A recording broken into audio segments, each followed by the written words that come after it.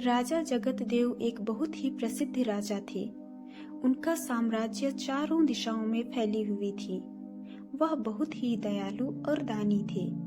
राजा जगतदेव जब भी मंदिर जाते तो हमेशा दो भिखारियों को मंदिर की सीढ़ियों पर दाएं और बाएं बैठे देखते। उनका नाम जगदू और एक का नाम मंगतू था। जगदू जो एक ओर बैठता था, राजा को देखते ही कहता, हे ईश्वर, तूने राजा को बहुत कुछ दिया है, थोड़ा मुझे भी दे दे। जबकि दूसरी ओर बैठा मंगतू कहता, ऐ राजा, ईश्वर ने तुझे बहुत कुछ दिया है, मुझे भी कुछ दे दे। यह सुन एक तरफ बैठा भिखारी जगदू ने मंगतू से कहा, ईश्वर से मांग, वह सबकी सुनने वाला है। मंगतू ने जवाब में कहा, चुप कर मूर्ख, तुम जीवन भर बस ईश्वर कृपा की ही प्रतीक्षा करते रहना। मैं तो राजा से मांगूंगा। अगर राजा की कृपा प्राप्त हो गई तो ये निर्धनता दूर होने में थोड़ा भी समय नहीं लगेगा। ईश्वर की कृपा कब होगी पता नहीं। एक दिन राजा ने उनकी बात सुन ली और अपने मंत्री को बुलाया और कहा, मंदिर में एक तरफ जो भिखारी बैठता है वह हमेशा ईश्वर से मांगता है, तो ईश्वर उसकी पुकार अवश्य सुन लेगा। लेकिन जो दूसरी ओर बैठता है वह हमेशा मुझे ही आस लगाए रहता है। तो तुम ऐसा करो, एक बड़े से पात्र में कुछ स्वर्ण मुद्राएं डालकर ऊपर खीर भर दो और वह उसको दे आओ।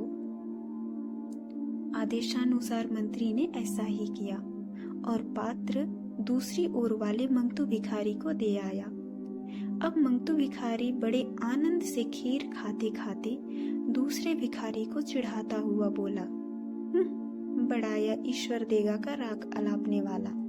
यह देख, राजा से मांगा था, मिल गया ना।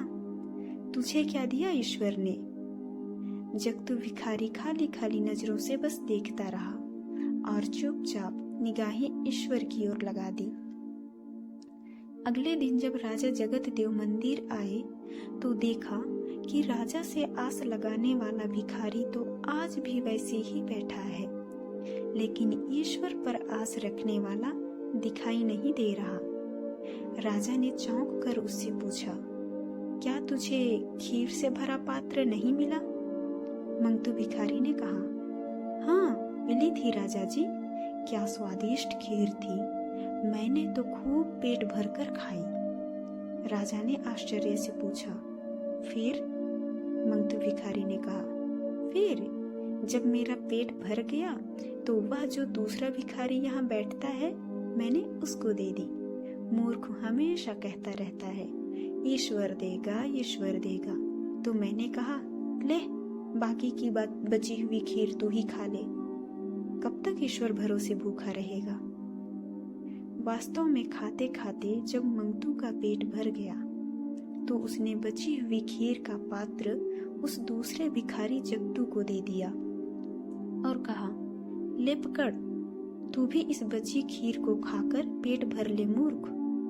ईश्वर कृपा की प्रतीक्षा में कहीं तो भूखा न रह जाए। राजा अधीर होकर सोचने लगे, अवश्य ही प्रभु अपने भक्तों का ध्यान राजा से भी अधिक रखते हैं और उसकी भक्ति और विश्वास का उचित पुरस्कार देते हैं। कहानी कैसी लगी कमेंट में जरूर बताएं। अच्छी लगी हो तो लाइक, शेयर और सब्सक्राइब करें। हंसते रहें, हंसाते रहें, जीवन में खुश रहें। मिलते हैं अगली कहानी के साथ। धन्यवाद।